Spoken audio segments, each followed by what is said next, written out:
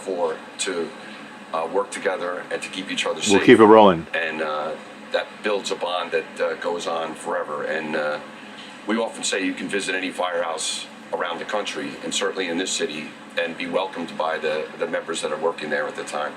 So old friendships are renewed every time we get together. Thank you very much for making us a part of your day. We know something about how solemn it is for you and your members. We appreciate it. Glad to have you here. Thank you. Thank you very My much. friend Jim McCarthy, president of the Uniformed Fire Officers Association. Nicole, you were talking about our political traditions, and here is one of our political traditions. It has, I can say it without reservation, it has always been pleasing to Americans to see their former leaders together. Yeah, and I think that, I alluded to this earlier, this day calls on more than our better angels, it calls on our best selves. And I think there is a tradition of former presidents, and George W. Bush will be in Shanksville, Pennsylvania. So this is, with the exception of the most recent former president, something that we will see all the others commemorate and I think try to honor and lift up the survivors and their families. They're kind of going through the crowd. These interactions are highly personal, one by one. All of the 6 members of the 3 combined couples, they all do personal, tactile politics very well. And they were all together, it was important, and including George W. Bush, they were all together for President Biden's inauguration.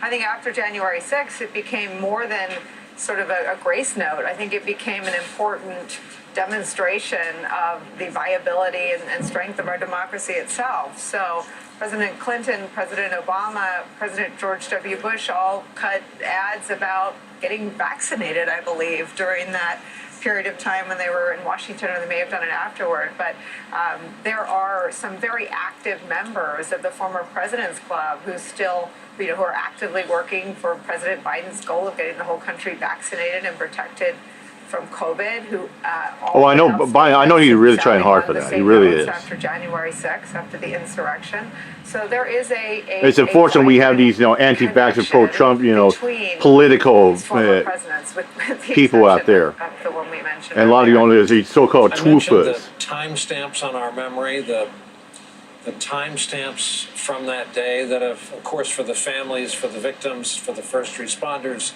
they've become codified. They've become etched into memory over the years. 846 is the first of them.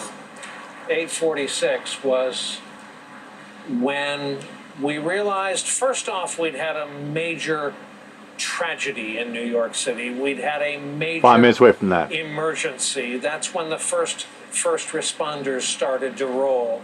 Famously recorded by the French documentary crew. That's when Chief Pfeiffer was standing not far from here in Lower Manhattan, saw the plane go over his head, had the presence of mind to start directing. You know what they were doing at that time too, when they saw the plane go over and hit the North Trade Tower? They were checking for a gas leak. They were 14 blocks away from the Trade Center. Impact of the second aircraft, when everyone's mind switched to something else. This had gone beyond. They were just checking for a normal gas leak. When that happened, bam! They just grabbed the action. A beeline for the Trade Center. And this had become an incident that would change our lives forever. So we'll take some of this in as we see uniformed members of the FDNY, NYPD, Port Authority Police Department.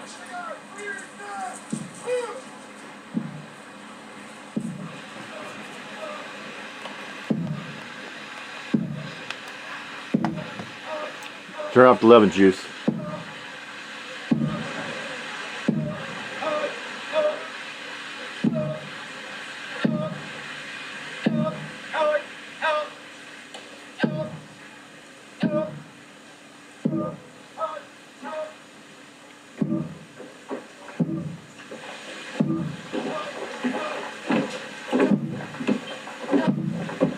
I remember what I was doing 20 years ago. I was actually getting up about this time. My friend banged my door. I was just getting ready to take a shower too.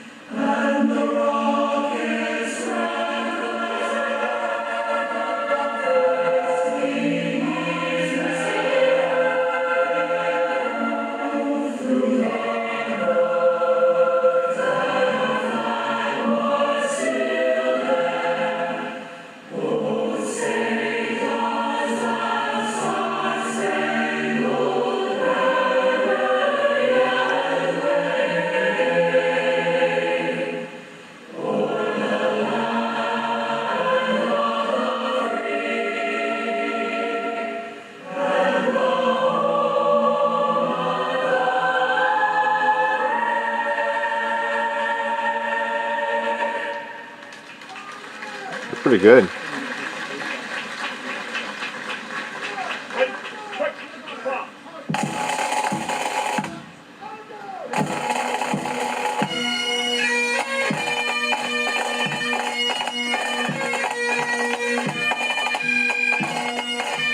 Coming up in a minute from the first.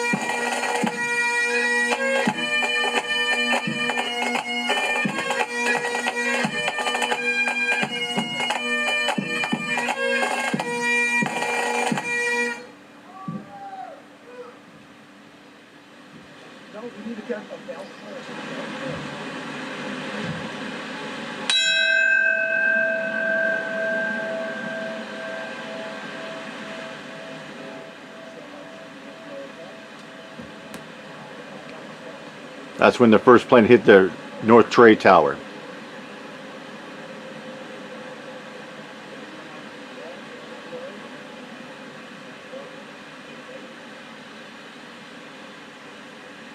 (8:46) when it happened.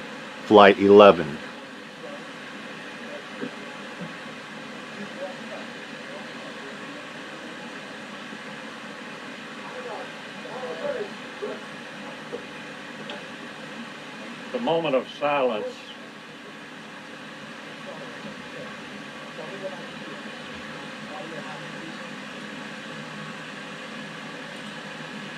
The moment of silence we just shared marks the very moment 20 years ago that American Airlines Flight 11 flew into the North Tower of the World Trade Center. My name is Mike Lowe, and my daughter Sarah Elizabeth Lowe was a flight attendant on that plane. These 20 years have felt like both a long time and a short time, and as we recite the names of those we lost, my memory goes back to that terrible day when it felt like an evil specter had descended on our world. But it was also a time when many people acted above and beyond the ordinary. Beginning with the actions of the flight crews like Sarah, and the passengers on the 4 flights, the individuals in the towers, the professionals of the fire and police, and later the volunteers who helped work on the pile sensitive to recovering our loved ones' remains. They helped pull us through the darkest days of our lives. In the last 20 years, my family and I have at times known unbearable sorrow and disbelief about the lives that would never be. Years we have filled with speaking out on my daughter's behalf and calling on many more precautions, and also for the history to be remembered not as numbers and a date, but the faces of ordinary people, people who looked a lot like Sarah. At the first memorial ceremony, my wife Bobby and I stood here with thousands of family members, right in the midst of a gray and black world of destroyed buildings. Today, this is a quiet place of memory. The gleaming 9/11 Museum holds a sacred repository for our loved ones' remains, and the still brightly stories of all the sons and daughters, the siblings, husbands and wives, grandparents, and friends. As we carry these 20 years forward, I find sustenance in a continuing appreciation for all of those who rose to be more than ordinary people, and a father's pride in his daughter's selfless acts in the last moments of her life, acting with heroic calm to help those in the air and those on the ground, a legacy from Sarah that burns like an eternal flame.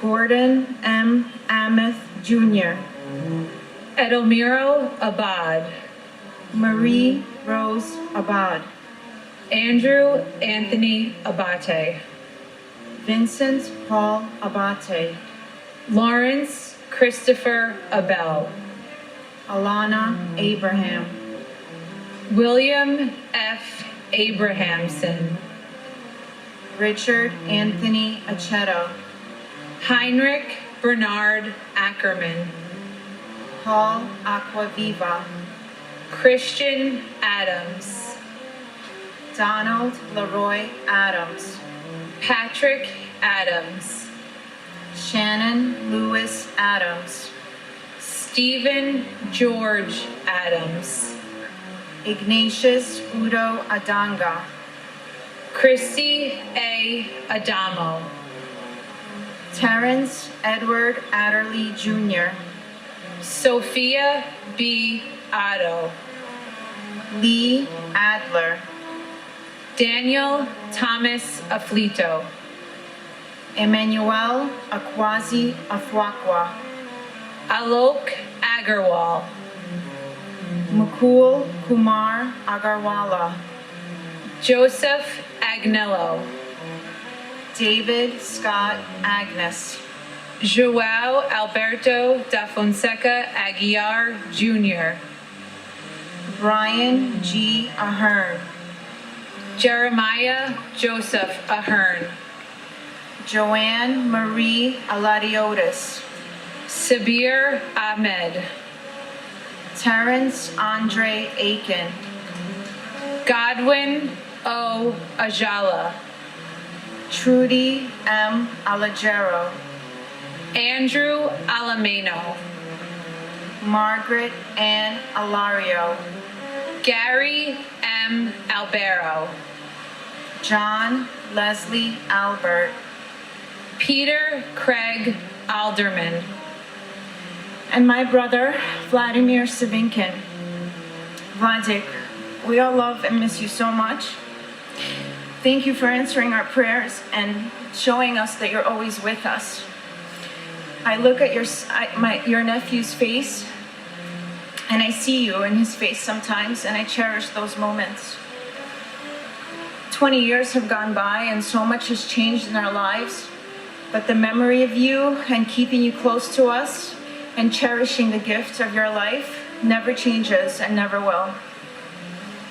Мы тебя очень любим, Владик, и мы тебя помним. Передай папе привет. And my father, Edward Joseph Papa. Dad, we miss you every day. Our greatest gifts are your beautiful grandchildren.